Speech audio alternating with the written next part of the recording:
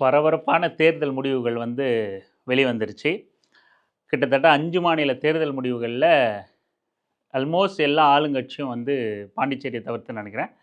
எல்லா ஆளுங்கட்சியும் தூக்கி வீசப்பட்டுருச்சு. சிட்டிங் முதலமைச்சரா இருந்த மேற்கு வங்கம், கேரளா, தமிழ்நாடு 3 மாநிலத்திலயும் அஸ்ஸாம்லயும், பாண்டிச்சேரியிலயும் மட்டும் மாறலன்னு நினைக்கிறேன். 3 மாநிலத்திலயும் சிட்டிங் முதலமைச்சர்கள் அந்த கட்சி தோற்கடிக்கப்பட்டு மாற்று கட்சி ஆட்சியை பிடிக்குது. தமிழ்நாடு தேர்தல் முடிவுகள் யாரும் எதிர்பாராத வண்ணமாக இருந்துச்சு. மிக கணிக்க முடியாத அளவான ஒரு தேர்தல் முடிவாக இருந்துச்சு அப்படிங்கிறதுல யாருக்கும் மாற்று கருத்து இல்லை. நேற்றே நாம் இது குறித்து பேசணும் அப்படின்னு நினச்சிட்டு இருந்தோம். எந்த காரணமும் இல்லை.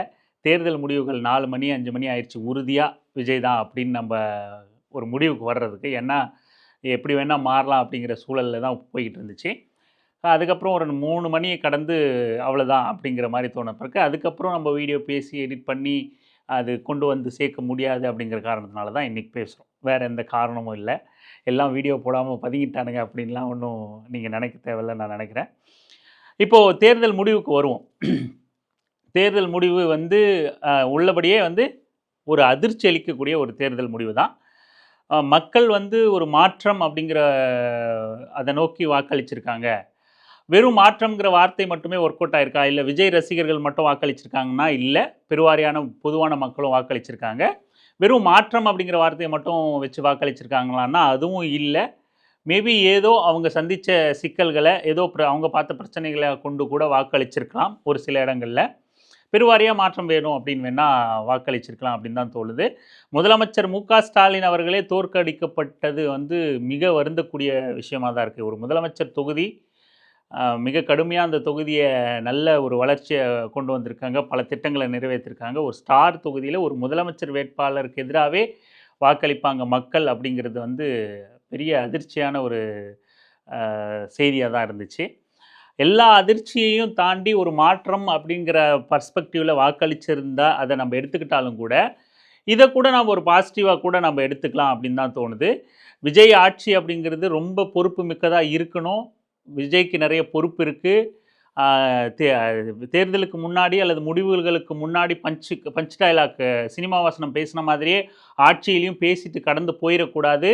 உழைப்பை செலுத்தாமல் இவங்க வெற்றி பெற்றிருக்காங்க அப்படிங்கிறத நம்ம கவனத்தில் இருக்கும். உழைப்பையே செலுத்தாமல், மக்கள்கிட்ட டோர் டு டோர் போகாமல், அவங்கக்கிட்ட கையெடுத்து கும்பிட்டு வாக்கு கேட்காம, தெரு தெருவாக வீதி வீதியாக சுத்தாமல் ஒரு வெற்றி இவங்களுக்கு கிடைச்சிருக்கு அப்படிங்கிறத யாரும் மறுத்துட முடியாது. பல பேருக்கு வேட்பாளர்கள் யாருன்னே தெரியாது. வெறும் விசில் சின்னம் மட்டும்தான் தெரியும்.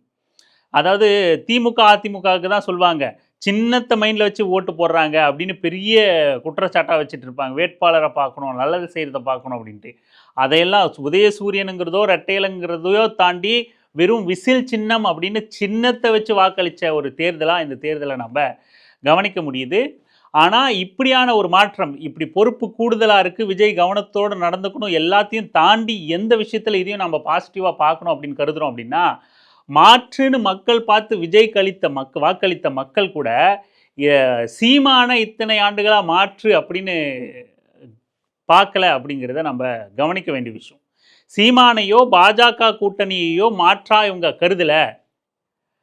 ஏன் தீவிர சாதியவாதம் பேசின பாமகவையும் கூட மாற்ற இந்த மக்கள் கருதலை.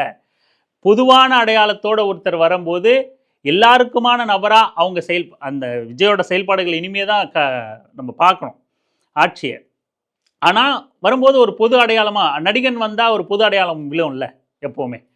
அப்படி ஒரு பொதுவாக இவருக்கு எல்லாருக்கும் இருப்பார் அப்படின்னு சீமானை தவிர்த்து, பாட்டாளி மக்கள் கட்சியை தவிர்த்து, மத வெறியர்கள் பாஜக கும்பலை தவிர்த்து விஜயை ஒரு மாற்றா பொதுவான மக்கள், வெகுவான மக்கள், அதுவும் முதல் தடவையே பெரும்பான்மை கொடுத்து தலகணத்தோடு ஆடக்கூடாதுன்னு ஒரு கணிசமான வாக்குகளை கொடுத்து விஜய்க்கு ஒரு வெற்றி வாய்ப்பை கொடுத்துருக்கிறத நம்ம வரவேற்க தான் செய்யணும்.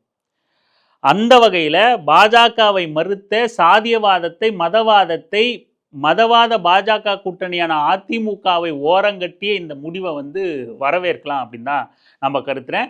15 ஆண்டுகளுக்கு மேலாக மாற்று மாற்று மாற்று நான் கூட்டணி வைக்க மாட்டேன், நான் பெரிய தூய்மைவாதி, நான் மட்டும்தான் யோகியன் பேசிக்கிட்டு இருந்த சீமானை புறந்தள்ளியது அப்படிங்கிறது மிக காலத்தால் வரவேற்கக்கூடிய ஒரு முடிவாக தான் இந்த முடிவு.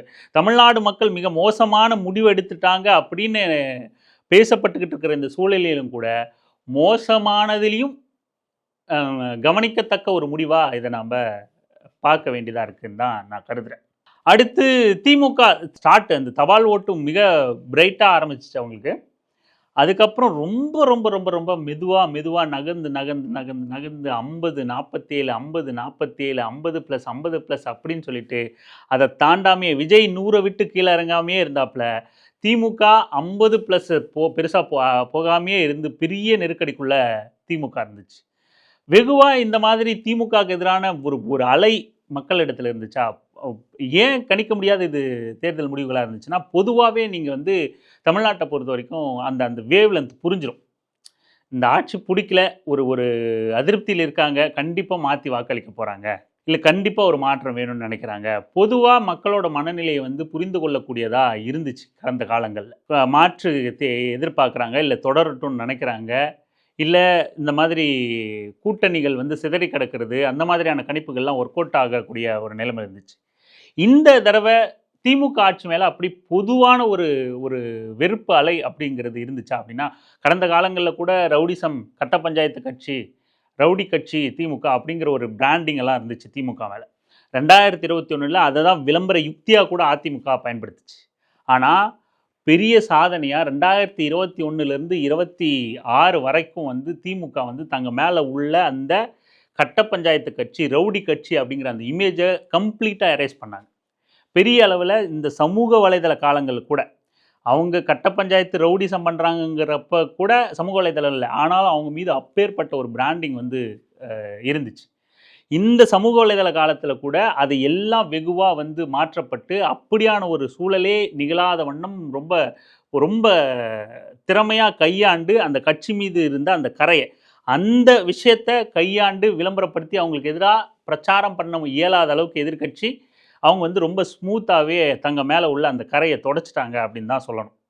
அப்படி கையாண்டு ஒரு ஒரு ஒரு எதிர்ப்பாலை இல்லாத ஒரு வெகுவான எதிர்ப்பாலை இல்லாத ஒரு தேர்தலாக தான் சந்தித்தாங்க. பல பாசிட்டிவான விஷயம் வந்து திமுகவுக்கு இருந்துச்சு. மகளிர் உரிமை தொகையும், பெண்களுக்கான விடியல் பேருந்து பயணம், இந்த மாதிரியான காலை உணவு திட்டம் கூட வாக்கு அரசியல் சம்மந்தப்பட்டது இல்லை அப்படின்னாலும், மகளிர் உரிமை தொகையும் விடியல் பேருந்து பயணமும் வந்து மக்கள்கிட்ட ரொம்ப பெருமளவில் வந்து வரவேற்பை பெற்ற ஒரு திட்டம். இந்த திட்டங்களை எல்லாம் எதிர்த்து நின்ன எல்லாரும் வந்து கேலி கிண்டல் செஞ்ச திட்டங்கள். ஆனால் திமுக உறுதியாக நின்று அந்த திட்டங்களை மக்களுக்காக நிறைவேற்றி கொடுத்தாங்க, குறிப்பாக பெண்களுக்காக. பெண்களோட வாக்கு வந்து கணிசமாக திமுகவுக்கு வரும் அப்படின்னு வந்து எதிர்பார்க்கப்பட்டுச்சு. ஆனால் பெரிய அளவில் ஏமாற்றம் அடையக்கூடிய தேர்தலாக திமுகவுக்கு வந்து ஒர்க் அவுட் ஆகிருக்கு. இதுக்கு ஆய்வு செய்ய வேண்டிய பல காரணங்களை நம்ம பார்த்தாலும் கூட மேலோட்டமாக இப்போதைக்கு பார்த்த உடனே நம்ம நிச்சயமாக இந்த தேர்தலுக்கு வாக்களிக்க விடுமுறைக்கு வீட்டுக்கு போகும்போது பேருந்து நிலையங்களில் தேர்தல் ஆணையத்தோட அதிகாரிகள் ஏற்படுத்திய மிகப்பெரிய குளறுபடிகளும் நெருக்கடியும் வெகுவாக திமுகவுக்கு எதிரான ஒரு மனநிலையை வந்து கிரியேட் பண்ணிச்சு அப்படின்னு தான் சொல்லணும். நாம் கிட்டத்தட்ட 15 வருடங்களாக சென்னையில் இருக்கும். எந்த தடவையும் அது அதிமுக ஆட்சியாக இருந்தாலும் சரி, திமுக ஆட்சியாக இருந்தாலும் சரி, எந்த ஒரு தடவையும் கூட எவ்வளவு பெரிய லாங் ஹாலிடேஸ்க்கு கூட இப்படியான ஒரு மோசமான பேருந்து சேவை கையாளுறதை வந்து பார்த்ததே கிடையாது. மக்கள் வாக்களிக்க ஊருக்கு போகிறாங்க அப்படின்னா அவ்வளவு மிக மோசமாக வந்து பேருந்து ஏற்பாடுகள் வந்து இருந்துச்சு. மக்கள் வெகுவாக கொந்தளிக்கிற நிலைமையை ஏற்படுத்தியிருந்தாங்க. ரொம்ப அருகில் இருக்கிற வேலூருக்கு கூட மிக மோசமான ஏற்பாடுகள் வந்து செய்யப்பட்டிருந்துச்சு. பேருந்து பற்றாக்குறைகள் அந்தளவுக்கு இருந்துச்சு. எல்லா கோவமும் கோயம்பேடு பேருந்து நிலையமாக இருக்கட்டும், கிளாம்பாக்கம் பேருந்து நிலையமாக இருக்கட்டும், மக்கள் அந்தளவுக்கு ரொம்ப சிரமப்பட்டதையும், ஜன்னல்களில் ஏறி குதித்ததையும், கடுமையாக பேருந்து இல்லைன்னு வாக்குவாதம் பண்ணதையும், அரசுக்கு எதிராக கொந்தளிச்சதையும், இது எல்லாமே மக்கள் புரிஞ்சுப்பாங்க. தேர்தல் ஆணையத்து கட்டுப்பாட்டில் தான் ஆட்சி இருக்குது, திமுக இதுக்கு காரணம் இல்லை அப்படின்னு புரிஞ்சுப்பாங்கன்னு திமுக நினச்சிச்சு. ஆனால் அப்படி பெருவாரியாக மக்கள் புரிஞ்சுக்கல. எந்த பிரச்சனை நடந்தாலும் அது ஆளுகிற அரசுக்கு எதிரான கோபமாக மாறுச்சு. இதுவரைக்கும் நிகழாத வண்ணமாக பேருந்து ஏற்பாட்டில் மிக மோசமான ஏற்பாடு இருந்ததையும், மக்கள் ஊருக்கு போக மிகப்பெரிய அளவில் சிரமப்பட்டதையும், அந்த கோபத்தை அப்படியே ஆட்சிக்கு எதிராக வெளிக்காட்டினதாகவும் தான் நாம் இதை முதல் கட்டமாக நம்ம இதை பார்க்குறோம். ஏதோ ஒரு வெறுப்பு இருக்கணும்ல, சும்மா ஒரு மாற்றம் அப்படின்னோ, சும்மா ஒரு சும்மா போகிற போக்கில் போய் இவங்களுக்கு போட்டிருந்தோம் ஜஸ்ட் லைக் டைம் பாஸ்க்கு இவங்களுக்கு போடணுன்னுலாம் இல்லை. ஒரு கோவத்தின் அடிப்படையில் இந்த மாதிரியான கோவம், அது நியாயமாக அது யார் பக்கம் திரும்பணும் அப்படிங்கிற அந்த இதெல்லாம் இல்லாமல் இவங்க தான் காரணம் அப்படிங்கிற ஒரு பெரும்பான்மையான கூட்டத்துக்கு சென்னையிலேருந்து வெளியூர்களுக்கு கிளம்பின பேருந்துகளை தேர்ந்தெடுத்த அத்தனை பேருக்கும் இப்படியான ஒரு கோவத்தை தேர்தல் ஆணையம் வந்து திமுகவுக்கு எதிரான கோவத்தை உண்டு பண்ணி அமைச்சிச்சு. இன்னொரு சாரர் என்ன நினச்சிருக்க கூடும் அப்படின்னா, பாத்தியா திமுக நாமெல்லாம் போய் விஜய்க்கு ஓட்டு போட்டுருவோன்னு திமுக திட்டமிட்டு பேருந்து வசதிகளை தடுத்து நிறுத்துது, நம்மளை ஊருக்கு போக விடாமல் பண்ணுது, என்ன பண்ணியாவது நாங்கள் ஊருக்கு போய் குத்துறாண்டா விஜய்க்கு ஓட்ட அப்படின்னு தான் ஊரில் யார் விஜய் கட்சி வேட்பாளர்னு கூட தெரியலனாலும் போய் ஓட்டு போட்டிருக்காங்க அப்படிங்கிறது இந்த ரெண்டாவது விஷயம் நிதர்சனமான உண்மையாகும். இப்படி தேர்தல் ஆணையம் திமுகவோட வெற்றியில் மிகப்பெரிய ஒரு தேர்தல் ஆணையமும் அதிகாரிகளும் மிகப்பெரிய ரோலை ப்ளே பண்ணாங்க அப்படிங்கிறத மறுக்க முடியாத உண்மை. பேருந்து வசதிகள் வந்து மிகப்பெரிய கோவத்தை திமுகவுக்கு எதிராக உண்டு பண்ணுச்சு அப்படிங்கிறது மறுக்க முடியாது. இன்னொரு விஷயத்தை நம்ம பார்க்கணும் அப்படின்னா, பட்டியல் பிரிவு இளைஞர்கள் மட்டும் வந்து பெருவாரியாக வந்து திமுக விஜய் பக்கம் சாஞ்சிட்டாங்க அப்படின்னு ஒரு கருத்து வந்து முன்னாடியும் பேசப்பட்டுச்சு, இப்பவும் பேசப்பட்டுக்கிட்டு. ஆனால் அதுக்கு நேர்மாறா பட்டியல் பிரிவு மக்கள் மட்டும் இல்லை, அந்த இளைஞர்கள் மட்டும் இல்லை, வன்னியர் சமூகத்து இளைஞர்களும் கூட பெருவாரியாக பொதுவாக சமூகத்தில் உள்ள அத்தனை சாரருமே வந்து விஜய் பக்கம் சாஞ்சிருக்காங்க, ஒரு ஆதரவு மனநிலை சாஞ்சிருக்காங்க அப்படிங்கிறது தான் காட்டுது. இதில் ஒரு சாரரை நாம் வந்து பொத்தாம் பொதுவாக நீங்களாம் அப்படித்தான் அப்படின்னு குற்றம் சாட்ட வேண்டிய அவசியம் இல்லை. அதுக்கு உதாரணம் வேலூர் மாவட்டம் கூட. வேலூர் மாவட்டம் பெரும்பான்மையாக வன்னியர் சமூகமும் வசிக்கிற ஒரு மாவட்டம். கம்ப்ளீட் ஸ்வீப் ஆயிருக்கு வேலூர் மாவட்டம். ஒரே ஒரு அணைக்கட்டு தொகுதி மட்டும்தான் ரெட்டேல கட்சிக்கு போயிருக்கு, அதிமுகவுக்கு போயிருக்கு. 5ல் மீதி 4மே விஜய் கட்சியை சார்ந்த நபர்கள் வந்து வெற்றி பெற்றிருக்காங்க. கனக்கொடூரமாக காட்பாடி தொகுதி வந்து துரைமுருகன் 3வது இடத்துக்கு தள்ளப்பட்டிருக்கார். இதெல்லாம் அவங்களே சுய ஆய்வுக்கு உட்பட்டு வேட்பாளர்களை மாற்றுறதோ, அடுத்து தங்களுக்கு ஆல்டர்னேட்டான நபர்களை கொண்டு வர்றதோ, தாங்க மட்டுமே இறுக்கி பிடிச்சிக்கிட்டு இருக்கணும். 40-50 வருஷமாக ஒரே ஒருத்தர் எம்எல்ஏவாக இருந்தால் கள வேலை எப்படி நடக்கும்? அதை வந்து உணரணும். சில சிக்கல்கள் இருக்க தான் செய்யுது. அதை நாம் கடினமாக இருந்தாலும் ஏற்றுக்கொள்ள தான் செய்யணும். வேலூர் மாவட்டம் நிச்சயமாக மிக கடுமையாக தோற்கும் அப்படிங்கிறத நமக்கு முன்கூட்டியே தெரியும். நாம் அதை வந்து எக்ஸில் ட்வீட் மூலமாக கூட திமுக தலைமைக்கு தெரியப்படுத்த கூட முயற்சி பண்ணோம். மற்றபடி நமக்கு பெருசாக தொடர்பு இல்லை அதை கொண்டு போய் சேர்க்க. வேலூர் மாவட்டத்தில் சுத்தமாக களப்பணி அப்படிங்கிறது திமுக கிட்டேருந்து பெரிய அளவில் ஒன்றுமே இல்லை அப்படிங்கிறது நமக்கு முன்னாடியே தெரிஞ்சது தான். இது ஏற்கனவே நாடாளுமன்ற தேர்தலே நடந்துச்சு. நாடாளுமன்ற தேர்தலே அவங்கக்கிட்ட களப்பணி பெருசாக இல்லை. அது பெருவாரியான பாஜக எதிர்ப்பு மனநிலையில் திமுகவுக்கு ஆதரவான தொகுதியாக மாறிச்சே தவிர, ஆனால் உண்மையில் ரூட் லெவலில் வந்து பெரிய அளவில் வேலூர் மாவட்டத்தில் திமுக வந்து வேலை செய்யலைங்கிறத தாண்டி இன்னும் குறிப்பாக கவனிக்க வேண்டியது நிர்வாகமே அங்கே கிடையாது திமுகவுக்கு பெருசாக. ரூட் லெவலில் கிராமம் வரைக்கும் நிர்வாகம் அப்படிங்கிறது 100% இல்லைங்க திமுக கிட்ட. திமுக மட்டும் இல்லை, எந்த கட்சிக்குமே இல்லை. வேலூர் மாவட்டங்களில் பெரிய அளவில் ரூட் லெவலில் நிர்வாகம் வந்து பெரிய 2 கட்சிகள்கிட்டுமே பெருசாக இல்லை. தாவேகா கிட்ட ஒன்றுமே இல்லை, அது வேறு விஷயம். இப்படியான சூழலுக்கு வேலூர் மாவட்டம் ஏற்கனவே தோல்வியடையும் தெரிஞ்ச விஷயந்தான். அதில் நமக்கு பெரிய ஷாக் இல்லை. துரைமுருகன் தோற்பார் அப்படிங்கிறதும் நமக்கு முன்னாடியே தெரிஞ்சது தான். அதில் பெரிய மாற்றம் இல்லை. ஆனால் ஒட்டுமொத்தமாக தமிழ்நாட்டில் இப்படி ஒரு முடிவு வரும் அப்படிங்கிறது இதை நம்ம பெருசாக முன்கூட்டியே கணிச்சிட்டோம் வேலூர் மாவட்டத்தை அப்படின்லாம் ஒன்றும் கிடையாது. களவேலை இல்லை அப்படிங்கிறது. அப்போ விஜய் இன்னும் பெருசாக களவேலை பார்த்துட்டாங்களா விஜய் கட்சியை சார்ந்தவங்க அப்படின்னா அதுவும் இல்லை தான். அது வந்து ஒரு மாப் மென்டாலிட்டியில் ஒரு மாற்றம் வந்து நிகழ்ந்திருக்கு. அதே போல் வெறும் மாற்றம் ஒரு மாப் மென்டாலிட்டி அப்படி கன்வெர்ட் ஆகிருக்கான்னா பெருவாரியான தொகுதிகளில் வந்து அந்த மக்கள் சில பிரச்சனைகளை ஃபேஸ் பண்ணியிருக்காங்க. இப்போது தாம்பரத்தை எடுத்துக்கிட்டிங்கன்னா அனகாபுதூரில் கொத்தாக மக்கள் வந்து வீடுகளை தரைமட்டமாக இடிக்கப்பட்டு தூக்கி வீசப்படுறாங்க. சென்னை வந்து திமுக கோட்டை அப்படின்னு நம்ம பேசிக்கிட்டே இருக்கோம். திமுக வந்து சென்னையில் தொடச்சி எறியப்படுது 2 தொகுதிகளை தவிர்த்து. அதுவுமே பெரிய இப்போ முதல்லலாம் மொத்தமாக விஜய் கட்சிக்கிட்ட இருந்துச்சு சென்னையோட மொத்த தொகுதிகளும். அதுக்கப்புறம் 2ல் மட்டும் முன்னிலை வைக்கிறாங்க. ஆனால் நம்ம சென்னை வந்து உழைக்கும் மக்களை, எளிய மக்களை, சாதாரண மக்களை வந்து கம்ப்ளீட்டாக வெளியே தள்ளி 40 கிலோமீட்டர் 50 கிலோமீட்டருக்கு அங்கிட்டு தூரம் கொண்டு போய் போட்டுட்டு சென்னையை மேல்தட்டு வர்க்கத்துக்கான சென்னையாக மாற்றி விட்டுட்டு, மார்வாடிகளுக்கான சென்னையாக மாற்றி விட்டுட்டு, பக்கத்து மாநிலத்தை சேர்ந்தவங்களுக்கான சென்னையா மாற்றி விட்டுட்டு வெறும் பணக்காரனும் அப்பார்ட்மெண்ட் வாசிகளும் மட்டும் வசிக்கக்கூடிய சென்னையா மாற்றி விட்டுட்டு அங்கே திமுகவுக்கு அவன் ஓட்டு போடுவான்னா எப்படி போடுவான்? எளிய மக்கள் தான் திமுக போன்ற கட்சியை தேர்ந்தெடுப்பான். உழைக்கும் மக்கள் தான், நம்ம உழைக்கிறவனுக்கு யார் துணை நிற்கும் அவனுக்கு தெரியும். முதலாளி ஒரு காலம் திமுகவை தேர்ந்தெடுக்க மாட்டான். நீ 1000 கொட்டி கொடுத்தாலும் அவனுக்கு என்னதான் வசதி வாய்ப்பு ஏற்படுத்தி தந்தாலும் கொளத்தூர் தொகுதியே சாட்சி. அது கொளத்தூரில் அவ்வளவு முதலமைச்சர் ஸ்டார் தொகுதின்னு அவ்வளவு திட்டங்கள், அத்தனை கட்டட வசதிகள், இன்ஃப்ராஸ்ட்ரக்சர் எவ்வளவோ பண்ணியிருக்காங்க. ஆனால் வச்சு குத்திட்டான் முதலமைச்சர் ஸ்டாலின் அவர்களே தோற்கடிக்கப்பட்டார். அப்போ ஒரு ஒரு தொகுதி, ஒரு வாழ்விடம், ஒரு நகரம் அப்படிங்கிறது கலந்து தான் இருக்கணும். உழைக்கும் மக்கள் கிட்ட தான் அந்த நகரம் அப்படிங்கிறது இருக்கணும். உழைக்காம சுரண்டி வாழ்றவன், முதலாளியா இருக்கிறவன்லாம் ஒரு ஓரமா அப்படி இருந்துட்டு போகணும். மொத்தமா எடுத்துட்டு போய் உழைக்கும் மக்களை வெளியேற்றிட்டு முதலாளிக்கான நகரமா நம்ம மாற்றி விட்டுட்டு அந்த இடத்துல நம்ம கோட்டையா அது இருக்கணும் அப்படின்னு நம்ம நினைக்கும் போது அது கண்டிப்பா ஹைலி இம்பாசிபிள் அப்படின்னு தான் சொல்லணும். அதுதான் இன்னைக்கு நடந்திருக்கு. அது வெறும்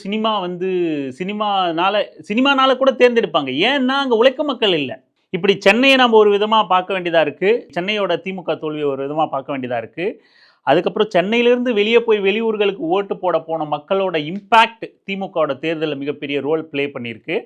அதன் பிறகு திமுகவோட கூட்டணி நேரங்களில் வந்து தேமுதிக உள்ளே கொண்டு வந்து ஏற்கனவே பலம் வாய்ந்த எல்லா போராட்டங்களையும் துணை நின்ற, எல்லாத்தையும் சமாளித்து நின்ற கட்சிகளை தாண்டிலும் அவங்களுக்கு முன்னுரிமை கொடுத்தது, கூட்டணியில் மிகப்பெரிய அதிருப்தியை ஏற்படுத்தினது.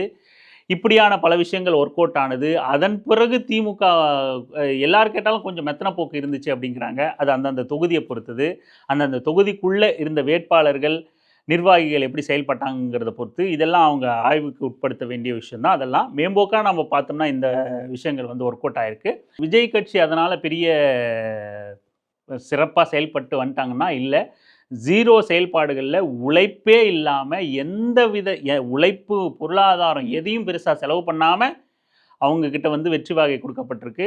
மக்கள் எப்போவுமே வந்து இந்த திமுக, அதிமுக உள்ளிட்ட கட்சிகளை எப்படி அணுகுவாங்க அப்படின்னா, 5 வருஷத்துக்கு ஒரு முறை நீ என்கிட்ட வந்து தான் ஆகணும், என்கிட்ட கையெடுத்து கும்பிட்டு வாக்கு கேட்டு தான் ஆகணும், அப்போ கவனிச்சுக்கிறேன் அப்படின்னு தான் கிட்ட வர வச்சு தங்கிட்ட வராதவனை நிராகரித்து தான் மக்களுக்கு பழக்கம். ஆனால் அப்படி வர வச்சு கையில் காலில் விழுந்து வாக்கு வாங்கிட்டு போகிறவனே நாளைக்கு மக்களுக்கு எதிராக செயல்படுற நிலைமையெல்லாம் இருக்கும்போது, விஜய் கட்சியினர் வந்து மக்களையே சந்திக்காமல் அவங்களுக்கு வாக்கை நீங்கள் அள்ளி கொடுக்கும்போது எப்படி நாளை பின்ன அவங்கக்கிட்ட போய் நம்ம ஒரு தொகுதிக்கான வளர்ச்சி திட்டங்களுக்கோ மாநிலம் சார்ந்த உரிமைகளுக்கோ எப்படி அவங்க உறுதியாக இருப்பாங்க, உறுதுணையாக இருப்பாங்க அப்படிங்கிறதெல்லாம் நம்ம கேள்வி கேட்க முடியுங்கிறதெல்லாம் பெரிய கேள்விக்குறியாக இருக்குது.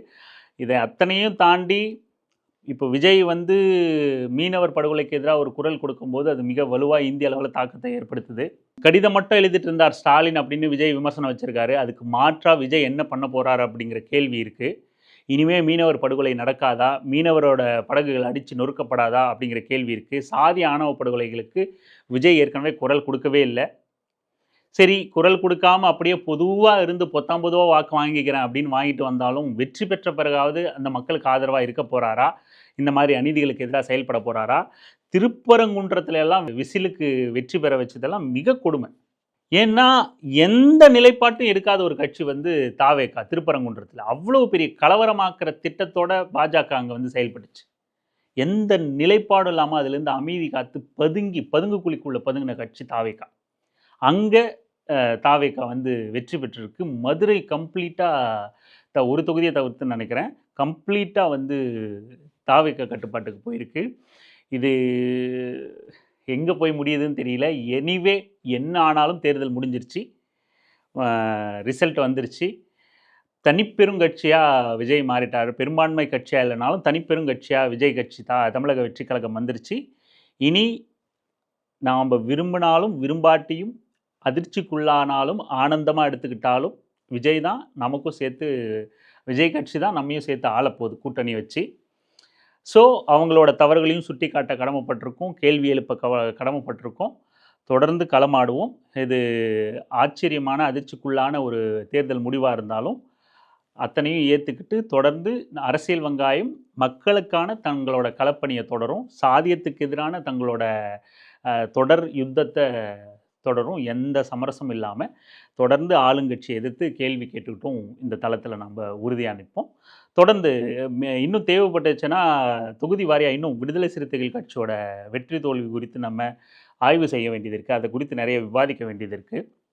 அதேபோல பாட்டாளி மக்கள் கட்சி இன்னும் இன்னும் பரவலா நம்ம நிறைய தேர்தல் குறித்து பேச வேண்டியது இருக்கு. தொடர்ந்து பேசலாம். நிறைய ஆய்வுகள் பேசலாம். நிறைய நமக்கு பணிகள் காத்துக்கிட்டு இருக்கு. தொடர்ந்து நாம இந்த சமூகத்துக்காக பணியாற்ற காத்துக்கிட்டு இருக்கோம். தயாராகிக்கிட்டு இருக்கோம். தொடர்ந்து பயணிப்போம். நன்றி.